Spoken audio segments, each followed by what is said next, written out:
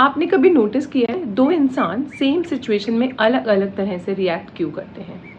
जैसे कि एक अगर स्ट्रेस में बहुत शांत रहेगा और दूसरा शायद अपना टेम्पर लूज कर दे। एक फीडबैक को बहुत पॉजिटिवली वेलकम करेगा और दूसरा शायद डिफेंसिव हो जाए। कभी नोटिस किया है आपने ऐसा क्यों होता है? So hello everyone, this is Kalpana. Welcome back to my channel.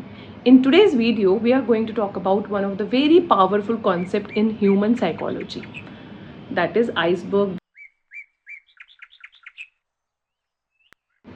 जैसे कि अगर आप इमेजिन कीजिए ओशन में एक आइसबर्ग फ्लोट कर रहा है, तो आप उसका सिर्फ 10% ही ऊपर से देख पाएंगे, 90% वो हिडन होगा, राइट? ह्यूमन बिहेवियर भी कुछ इसी तरह से काम करता है।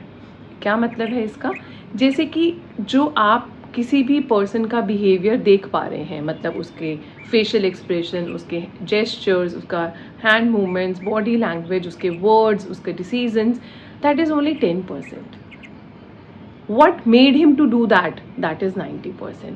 वो क्या हिडन लेयर्स हैं जिसने उसको ये सब करने के लिए फोर्स किया? सो आज हम इस वीडियो में उसके बारे में बात करने वाले हैं।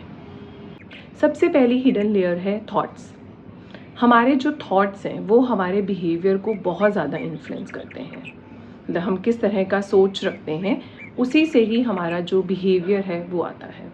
जैसे कि अगर मैं एक एग्जांपल लेती हूँ, कोई ऐसा सोचता है कि लोग मेरे काम को अप्रिशिएट नहीं करते हैं, तो उसका फीडबैक लेने का जो नज़रिया है वो टोटली डिफरेंट होगा उस पर्सन के बिहेवियर से जिसको ऐसा लगता है कि फीडबैक मेरे लिए बेटरमेंट का स्कोप है। अगर कोई मुझे फीडबैक दे रहा है तो मैं उसको इम्प्रूव करके फ्यूचर में और आगे ग्रो कर सकता हूँ। सो क्योंकि दोनों का थॉट प्रोसेस डिफरेंट था, इसीलिए उनका उस फीडबैक को एक्सेप्ट करने का तरीका भी डिफरेंट था, राइट? सेकेंड जो हिडन लेयर है दैट इज़ इमोशंस। हम उस सिचुएशन में किस इमोशन में थे that will influence our behaviour.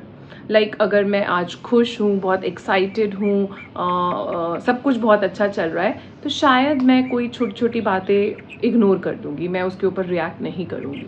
वहीं पर अगर आज मैं फ्रस्ट्रेटेड हूँ, गुस्से में हूँ और सब कुछ बहुत ख़राब जा रहा है, वहाँ पर मुझे हर छोटी से छोटी चीज़ जो है वो ख़राब लगेगी और मैं उस पर रिएक्ट करूँगी, राइट? तो इमोशंस भी आपके बिहेवियर को डायरेक्शन देते हैं कि आप एक पर्टिकुलर सिचुएशन में किस तरह से बिहेव करने वाले हैं।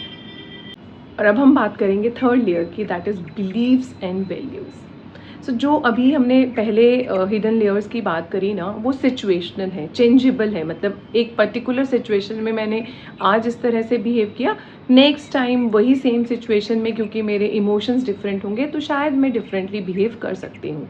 लेकिन जो इस वैल्यू की हम बात कर रहे हैं, बिलीव्स एंड वैल्यूज़, जो ओवर द ईयर्स डेवलप हुई है, वो चेंज करना थोड़ा डिफ़िकल्ट है। लाइक अगर हम एक एग्जांपल लें, जनरली हम कहीं से गुज़र रहे होते हैं और अगर हमें मंदिर दिख जाए, हाँ, या गुरुद्वारा दिख जाए, तो जनरली हम ऐसे करेंगे या फिर ऐसे करेंगे। ये बाय डिफ़ॉल्ट आ जाता है क्योंकि हमने बचपन से ऐसा अपने पेरेंट्स को करते हुए देखा है और हम भी करते आए हैं, तो आज भी अनइंटेंशनली हम ऐसा कर देते हैं, राइट? आई एम श्योर आप इस बात से एग्री करेंगे। तो इस बिहेवियर को चेंज करना जो इतने ईयर से डेवलप हुई है वो डिफ़िकल्ट हो जाता है, वो अनचेंजेबल है। वो आपका मतलब ये लेयर जो है ये आपके बिहेवियर को बहुत ज़्यादा फिक्स कर देती है। हाँ, इस तरह के और भी बहुत सारे एग्जाम्पल्स हैं। I have just given you one example.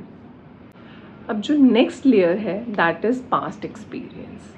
तो मेरा पास्ट का एक्सपीरियंस कैसा रहा है, नेक्स्ट टाइम मैं उसी तरह से बिहेव करती हूँ। जैसे कि आपने कहावत भी सुनी होगी, दूध का जला छाछ भी फूंक फूंक के पीता है। तो ये कहीं ना कहीं हमारे पास्ट एक्सपीरियंस के बेसिस पर ही बनाया गया है।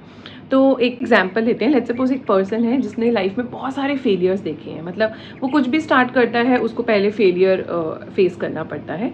तो अब ये नेक्स्ट टाइम कुछ भी नया स्टार्ट करेगा, कुछ भी नया इनिशिएटिव लेगा, तो उसका जो रिस्क एपेटाइट है वो थोड़ा कम होगा, वो डरेगा, वो शायद स्टार्ट भी ना करे, है ना, क्योंकि उसका पास्ट एक्सपीरियंस उसको रोकेगा। वहीं पर एक दूसरा पर्सन है जिसने लाइफ में जो भी ट्राई किया है उसमें सब में उसको सक्सेस मिली है, तो उसको तो फेलियर पता ही नहीं है, उसको तो ऐसा लगता ही नहीं है कि कोई किसी चीज़ में वो शायद सक्सेस नहीं हासिल करेगा। तो इस पर्सन का जो नया आइडिया को फॉलो करने का जो रिस्क है वो पहले पर्सन से बहुत ज़्यादा होगा। ये डरेगा नहीं, ये बिना हिचकिचाए, बिना हेजिटेट हुए अपना नया आइडिया भी स्टार्ट कर देगा। अब हम लास्ट लेयर की बात करते हैं, that is needs and motivation. I am sure आप मेरी इस बात से अग्री करेंगे कि हम सब लोग अपनी लाइफ में कुछ ना कुछ अचीव करना चाहते हैं। हमारे कुछ गोल्स हैं, हाँ, कुछ फैक्टर्स हैं जो हमें मोटिवेट करते हैं, हम ग्रो करना चाहते हैं लाइफ में। तो इन सब चीज़ों की वजह से हमारा बिहेवियर जो है वो इन्फ्लुएंस होता है। तो अब एक एग्जाम्पल लेते हैं to understand all these layers. Let's suppose there is a person जिसको उसके मैनेजर ने बोला कि नेक्स्ट मीटिंग आप प्रेजेंट करोगे, पूरी टीम की तरफ से आपको प्रेजेंट करना है, and this person immediate says no to his boss. अब इसने नो क्यों बोला?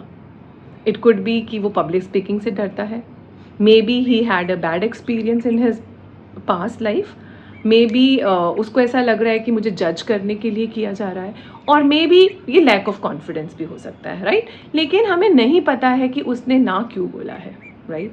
वहीं पर if there is another person जिसका जो गोल है लाइफ में वो बहुत जल्दी ग्रो करने का है और ही वॉन्ट्स एलिवेशन, राइट?